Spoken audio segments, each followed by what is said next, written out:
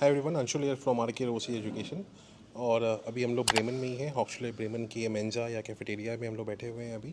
और मैं गगनदीप के साथ में हूँ, जो गगनदीप अभी MBA का कोर्स कर रहे हैं यूरोपियन एशियन मैनेजमेंट से, इंटरनेशनल ग्रेजुएट सेंटर, जो कि हॉक्सले ब्रेमन का पार्ट है, जहाँ पे इंग्लिश टॉप प्रोग्राम्स MBA के पढ़ाए जाते हैं।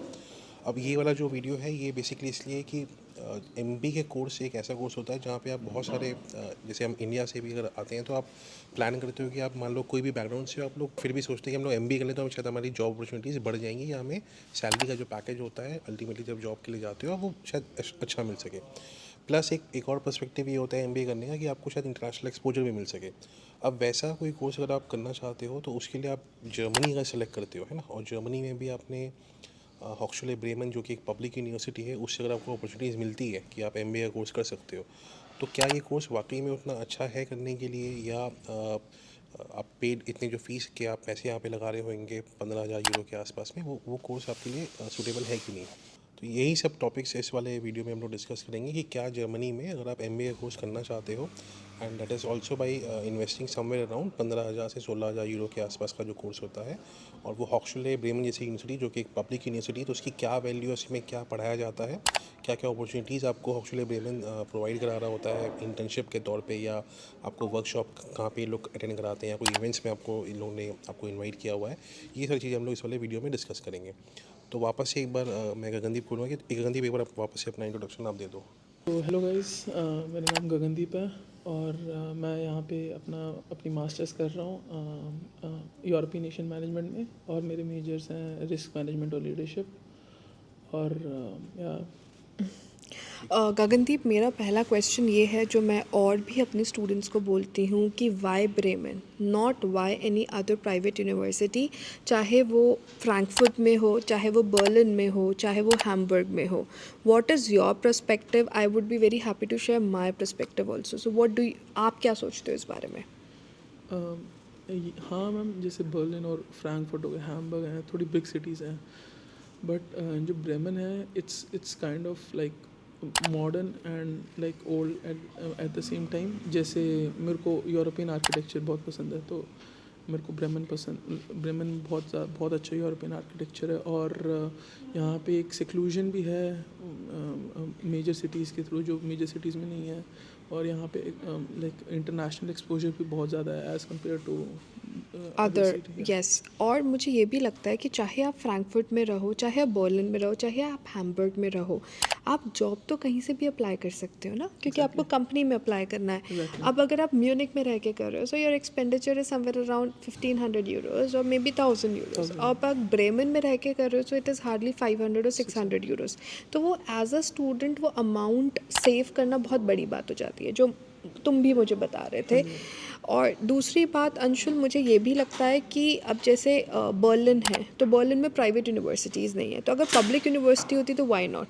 अब प्राइवेट यूनिवर्सिटी के जो कोर्स करिकुलम है और जो हमारा एक्सपोजर है, उसको तो हम गवर्नमेंट यूनिवर्सिटी से कभी कंपेयर नहीं नहीं कर कर सकते सकते। ना।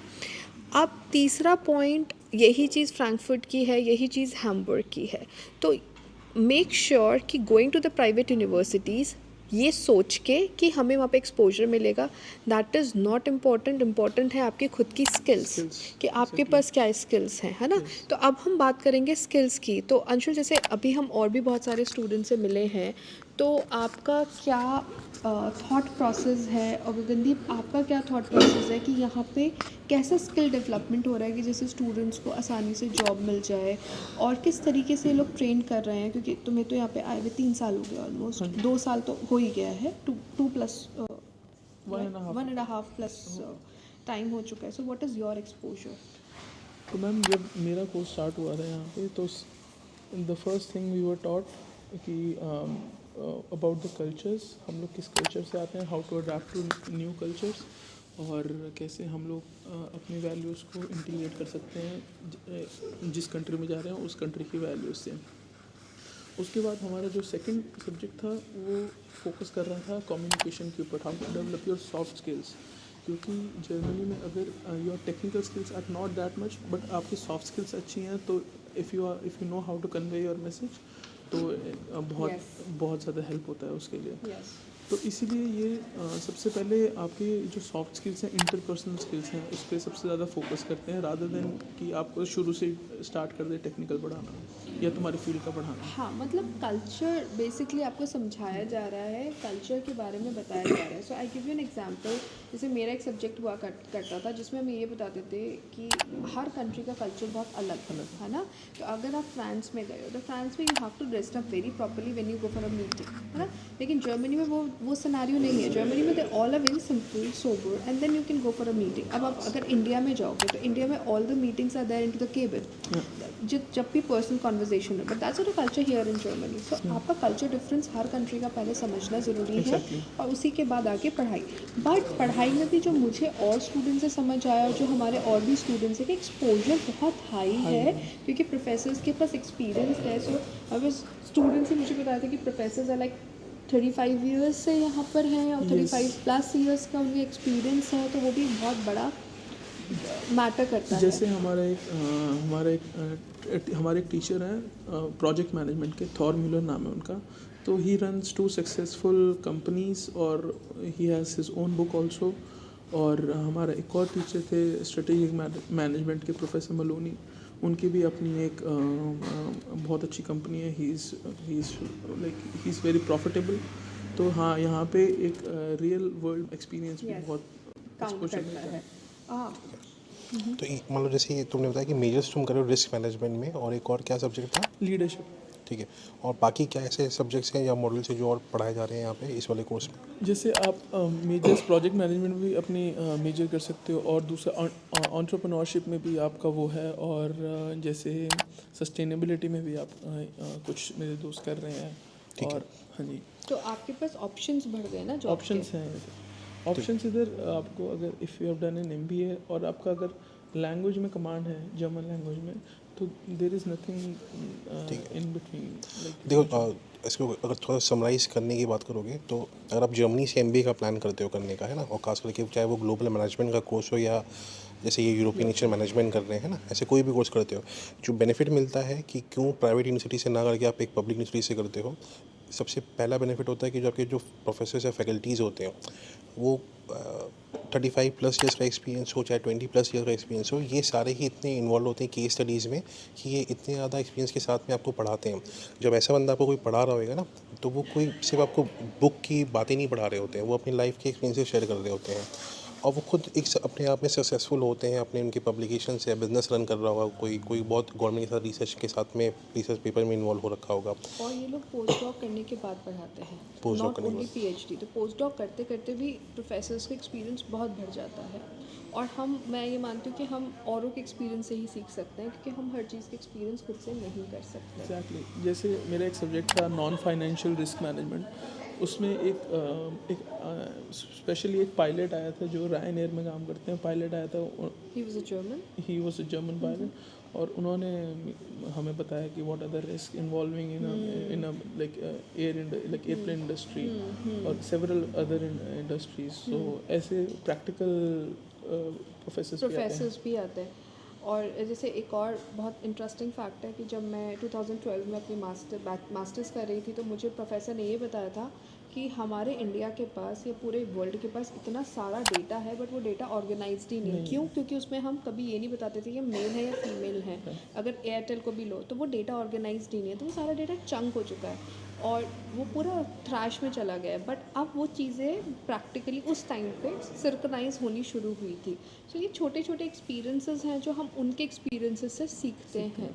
कोई भी कोर्स के लिए आओ, चाहे वो MBA का कोर्स इस वाली फील्ड में हो, आपको जब एक दो चीज़ें और क्या इसमें मिलता है कि आप पब्लिक यूनिवर्सिटी में मोस्टली आपको रिस्क मैनेजमेंट का हो या प्रोजेक्ट मैनेजमेंट का हो, उसके साथ में आपको इलेक्टिव्स भी सिलेक्ट करने का ऑप्शन मिल जाता है। तो मान लो अगर आपका इंटरेस्ट थोड़ा सा डेटा साइंस की तरफ में भी अगर आ रहा होता है, वैसे में भी आपको यहाँ पे डेटा साइंस के भी सब्जेक्ट्स मिल जाते हैं इलेक्टिव के तौर पे। तो वो एक आपको ध्यान रखना चाहिए कि अगर आप कोई मैनेजमेंट के कोर्स में भी अगर आ रहे हो ना, खाली ये नहीं होना चाहिए कि आप एक सॉफ्ट स्किल्स पे काम कर रहे हो या मैनेजमेंट के सब्जेक्ट्स पढ़ते जा रहे हो, फाइनेंशियल्स के या इंटरनेशनल एक्सपोजर के, इंटरनेशनल ट्रेड वगैरह के, आप साथ में कोई ना कोई टेक्निकल सब्जेक्ट्स भी अगर उठाते हो, है ना, उससे आपके दोनों रास्ते खुल जाते हैं। एक तो हो गया कि आप मैनेजमेंट की कंपनीज़ में तो ऑल टाइम आप बिजनेस डेवलपर के तौर पे या एक बिजनेस मैनेजर के तौर पे आप वहाँ पे ज्वाइन कर सकते हो, प्लस साथ में आप टेक्निकल अगर ले लेते हो तो आपके ऑप्शंस खुल जाते हैं बिजनेस एनालिटिक्स जैसे कोर्स के लिए भी, है ना, क्योंकि वो भी आज के टाइम में खाली आपकी सॉफ्ट स्किल्स नहीं, आपको टेक्निकल एक स्किल ऐड ऑन करनी ही पड़ेगी अपनी सीवी में, और उसको जब आप कंबाइन करते हो अपनी जर्मन लैंग्वेज स्किल्स के साथ में तो अपॉर्चुनिटी की कोई कमी नहीं है यहाँ पे, है ना। तो वही एक फोकस होना भी चाहिए अगर आप एमबीए यहाँ पे प्लान करते हो। प्लस अफोर्डेबिलिटी की बात करते हैं तो जर्मनी अभी भी, चाहे आप पेड कोर्स हो चाहे पब्लिक यूनिवर्सिटी हो, बहुत अफोर्डेबल है। बड़े शहर में रहने में आपका रेंट ज़्यादा होता है, वही एक मेजर डिफरेंस आ रहा है जो आपका एक खर्चा जो डिफाइन करता है जर्मनी में रहने का। अगर आपका रेंट थोड़े टीयर 2 सिटी जैसे ब्रेमन, कोई इसको मैं टीयर 1 सिटी नहीं बोलूँगा, टीयर 2 सिटी है ये, तो यहाँ पे भी रेंट 350-400 यूरो में रेंट में मिल रहा है रूम, है ना। तो यहाँ पे भी आपका कम खर्चे के साथ में आप अपना पार्ट टाइम जॉब के थ्रू भी आप अपनी फ़ीस वगैरह पे कर सकते हो। और बाकी कोर्स वगैरह का जो आपको एक्सपीरियंसेस यहाँ से प्रोफेसर के थ्रू मिलता है वो मोर देन इनफ होता है करने के लिए, है ना। तो कोशिश यही करनी चाहिए कि आप प्राइवेट यूनिवर्सिटी एक लास्ट ऑप्शन एक लेके चलो, लास्ट रिजॉर्ट लेके चलो उसको। पहले प्लान करो कि आपको पब्लिक में मिल सके, क्योंकि इसमें एक्रेडिटेशन वगैरह भी जो आपको मिलेंगे वो प्राइवेट में कभी नहीं मिल पाएंगे। और प्राइवेट यूनिवर्सिटीज़ में जर्मनी में जो आपने भी बात करी है वो बहुत इम्पोर्टेंट है कि आपको जो डिग्री मिल रही है वो जर्मन डिग्री मिल रही है। बहुत सारे सेक्टर्स में आपको यूके की डिग्री मिल रही है या कोई और कंट्री की डिग्री मिल रही है। दो उस डिग्री से कोई प्रॉब्लम नहीं है क्योंकि जॉब एम्प्लॉयमेंट कोई फ़र्क नहीं पड़ता, बट स्टिल अगर हमें अच्छे ऑप्शंस मिल सकते हैं तो वाई नॉट। बट ऐसा नहीं है कि अगर आप यूके की डिग्री ले रहे हो तो आपको जॉब नहीं मिलेगा। No, that's not the fact. आपको जॉब मिलेगा, कोई प्रॉब्लम नहीं है, बट वाई नॉट अगर हमें कुछ और अच्छा मिल सकता है तो। It might be very important for the other students for this information. If you have any question, you can contact us, you can call us. We would be very happy for you. And thank you so much for watching this video.